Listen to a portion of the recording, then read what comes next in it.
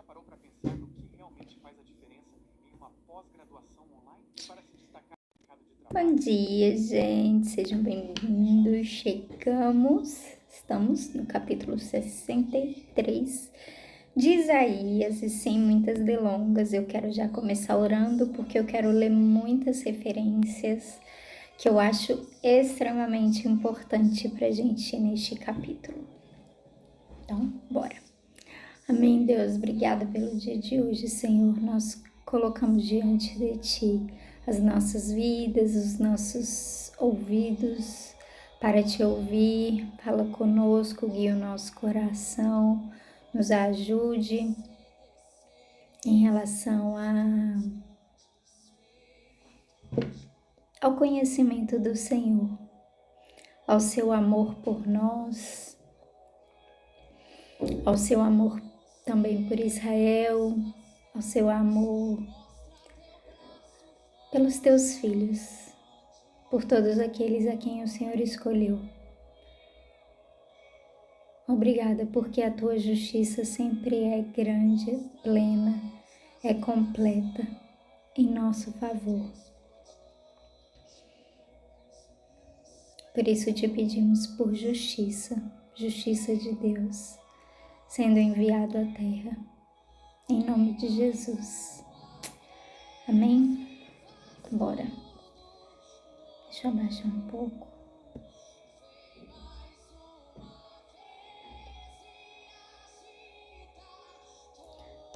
Eu vou deixar. Então, Isaías 63 vai dizer assim: quem é este que vem da cidade de Bosra, a capital de Edom? Quem é este vestido de roupas vermelhas luxuosas, que vem marchando forte e poderoso? Sou eu, diz o Senhor, que anuncio a vitória, que sou poderoso para salvar. Mas por que é que a tua roupa está vermelha? Por que é que parece roupa a quem pisa uvas para fazer vinho? O Senhor responde: eu pisei as nações, como quem pisa uvas no tanque, e não havia ninguém para me ajudar. Na minha ira e no meu furor, eu pisei e esmaguei as nações. O seu sangue manchou a minha roupa, que ficou tingida de vermelho. Então Deus está falando que ele está vindo da cidade de Edom. Edom, então, é aquela capital ali, descendentes da família de Esaú, irmão de Jacó. Ele diz que está vindo, e que está vindo forte, poderoso, mas suas vestes, ao invés de brancas resplandecentes, que é como a gente, sempre lê, está tingida de vermelha, está toda respingada de vermelha.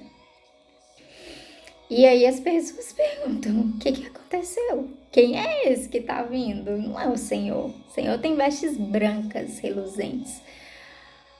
E ele fala assim, sou eu. E falam, nossa, mas por que a sua roupa está assim, toda tingida de vermelha?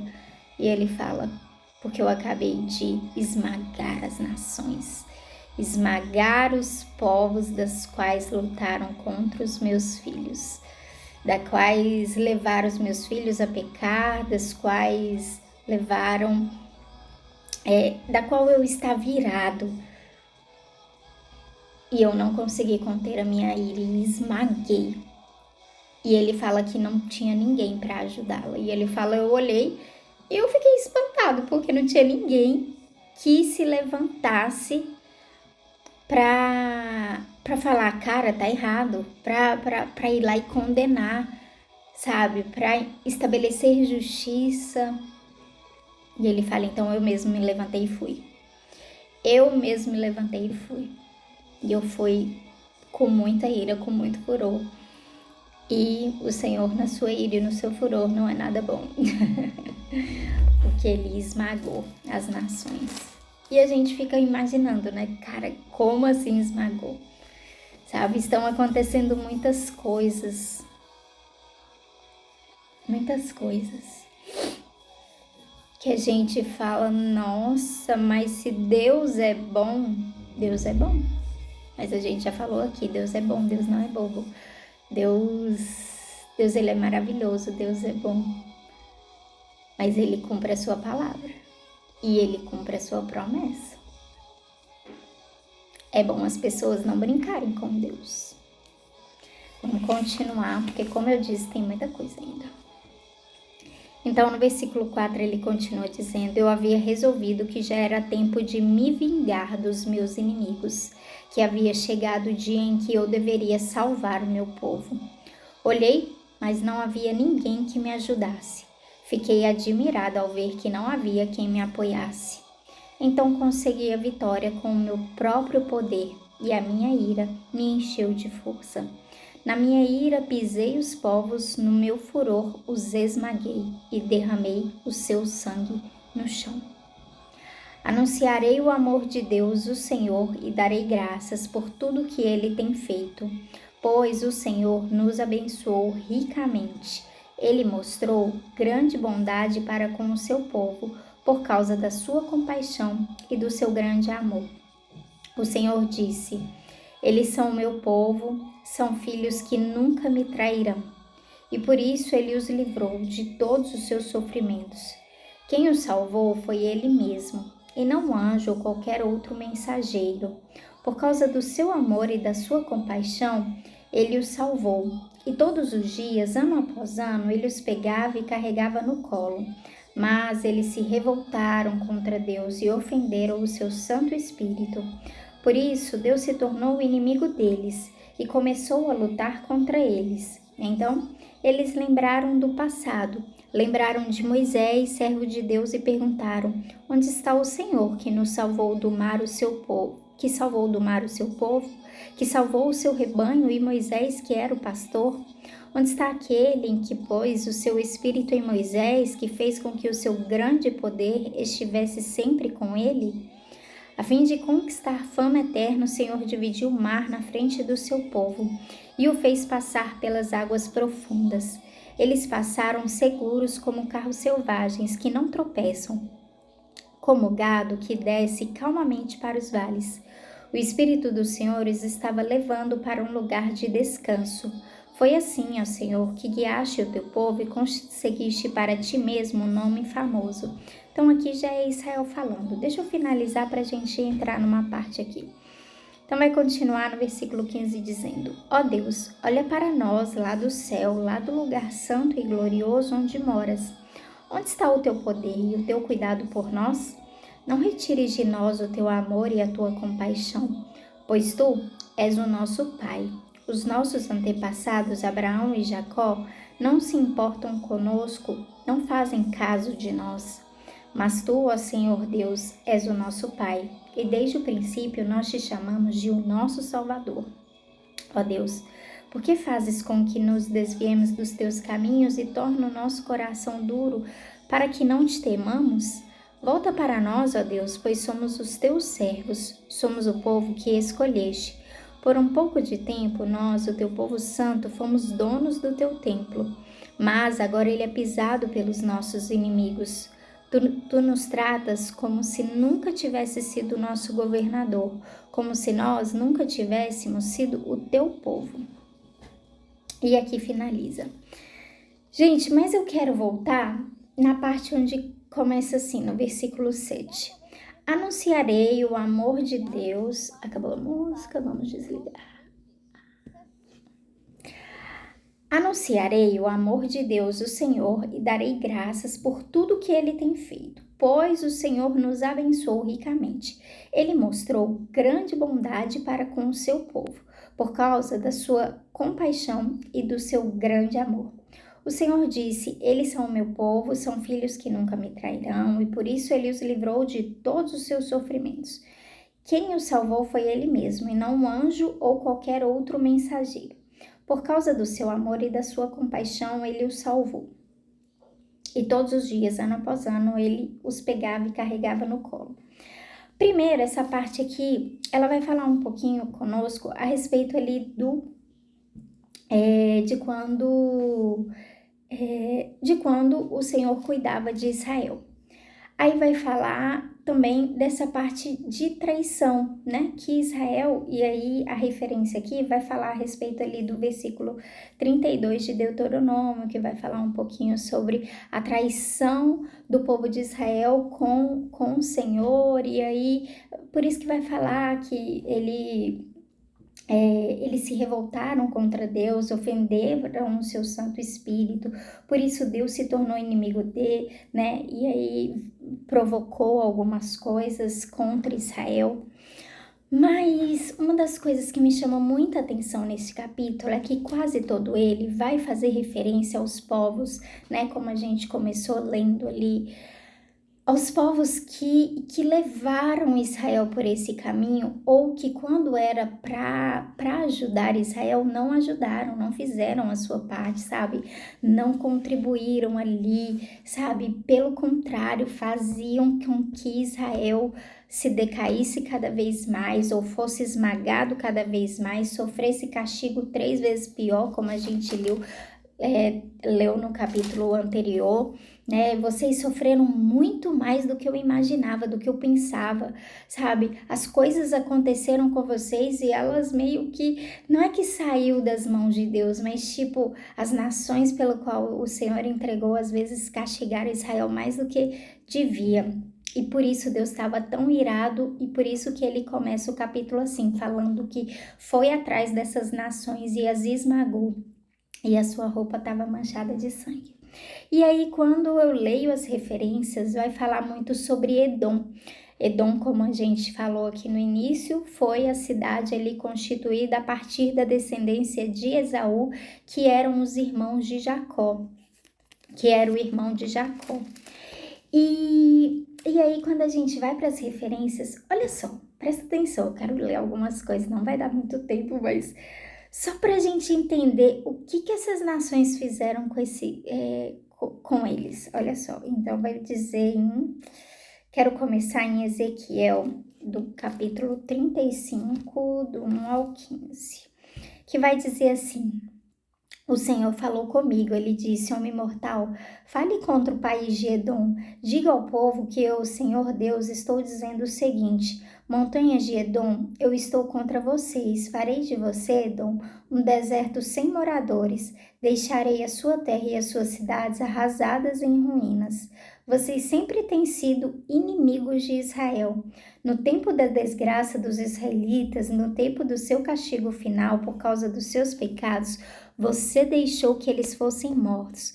Por isso, eu, Senhor Deus, juro pela minha vida que o seu fim é a morte. E o que você não poderá escapar, você é culpado de crime de morte, e a morte os perseguirá. Farei com que a região montanhosa de Edom vire um deserto. Cobrirei as montanhas, farei de você um deserto. Aí vamos para a próxima parte. Você disse que a nação de Judá, a nação de Israel e as terras delas são suas e que você vai tomar posse delas, mesmo que eu, Senhor, esteja ali. Por isso, eu, Senhor Deus, juro pela minha vida que o tratarei com a mesma ira, inveja e ódio com que você tratou o meu povo. Eles ficarão sabendo que eu estou castigando pelo que você fez com eles, e você ficará sabendo que eu, Senhor, ouvi dizer com desprezo que as montanhas de Israel estavam arrasadas. E aí Deus fala: eu arrasarei de tal forma que o mundo inteiro se alegrará com a sua queda, e do mesmo modo que você se alegrou quando a minha propriedade particular, a terra de Israel, virou um deserto, toda a região montanhosa de Edom se tornará um deserto. Aí vai falar também em Obadias o seguinte: o Senhor diz ao povo de Edom: vocês maltrataram e mataram os seus irmãos, os descendentes de Jacó. Por isso vocês são destruídos e a desgraça os acompanhar para sempre. Quando o inimigo derrubou os portões de Jerusalém, então já eram outras nações fazendo mal contra Jerusalém. Quando eles entraram na cidade, tirou todas as coisas de valor, vocês não se importaram com isso. Quando aqueles estrangeiros tiraram a sorte para ver quem ficava com as riquezas, vocês fizeram a mesma coisa. Mas vocês não deviam ter ficado alegres com a desgraça dos seus irmãos de Judá. Não deviam ter olhado com prazer quando eles foram destruídos. Não deviam ter zombado deles quando estavam aflitos. Quando meu povo foi derrotado, vocês não deviam ter entrado em Jerusalém. Não deviam ter ficado alegres com a desgraça deles. Quando eles sofreram a derrota, vocês não deviam ter roubado seus bens. Não deviam ter esperado nas encruzilhadas para matar os que procuravam fugir. Nem deviam ter entregado ao inimigo os que escaparam com vida. Ou seja, está dizendo que as nações fizeram e aconteceram na terra de Israel, e aqueles das quais tinham a responsabilidade de defender ou de, sabe, pelo menos orar a favor, ficar ali, como é que se diz? Sei lá, fazer qualquer coisa em favor deles. Não, eles foram os primeiros a contribuírem com aquilo, eles foram os primeiros a zombar daquilo, eles foram os primeiros a condenar aquela nação, eles foram os primeiros também a ir lá e saquear aquela nação. E Deus olhou assim e falou: gente, eu não tô acreditando. Eu não tô acreditando que aqueles que tinham a responsabilidade de ser defensores, de ajudar, de cooperar, de colaborar com o meu povo, que sabe quem eu escolhi. E quando meu tempo já acabou. E quando eu penso assim, eu penso, né, naquela passagem onde eu nem vou lembrar aqui rapidamente assim, porque meu tempo acabou, aí minha cabeça começa a ficar pirada. Então, só pra gente finalizar, então Deus espera isso da gente, tanto pra terra de Israel, né? Deus espera, Deus conta que a gente defenda e ora e ore e faça o possível para cessar essa guerra, esse fogo, enfim. A gente esteja ao lado, mas também em relação uns aos outros. Nós precisamos entender que o Senhor, Ele quer que nós estejamos ao lado dos filhos e da igreja, sabe? Que quando alguém estiver falando mal, não é nossa missão ir lá e continuar com aquele, né? Maltratando a igreja do Senhor, falando mal. Não, a nossa parte é defender, ainda que esteja muito errado, a gente precisa defender. E aí, para finalizar, ai meu Deus, eu esqueci. O povo de Israel, né, fala: poxa Deus, a gente quer tanto te amar, por que o Senhor faz isso? Como a gente vai saber que o Senhor realmente ama se o Senhor tem entregado a gente nas mãos dos nossos inimigos? E aí o Senhor diz ao seu povo em Malaquias assim: eu sempre amei vocês, mas eles perguntam: como podemos saber que tu nos amas? E Deus responde: Esaú e Jacó eram irmãos, no entanto, eu tenho amado Jacó e os seus descendentes, mas tenho odiado Esaú e os seus descendentes. Eu fiz com que a região montanhosa de Esaú, então, ele fala ali o porquê que tem odiado Esaú e os seus descendentes. Então é isso. A promessa era em favor de Israel e a gente não tem que ter inveja, ira, ódio. A gente tem que contribuir, sabe, com a obra e com o que o Senhor está fazendo. E é isso. Não sei se deu para entender. Passei bastante do meu horário. Flávia entrou aí. Bom dia.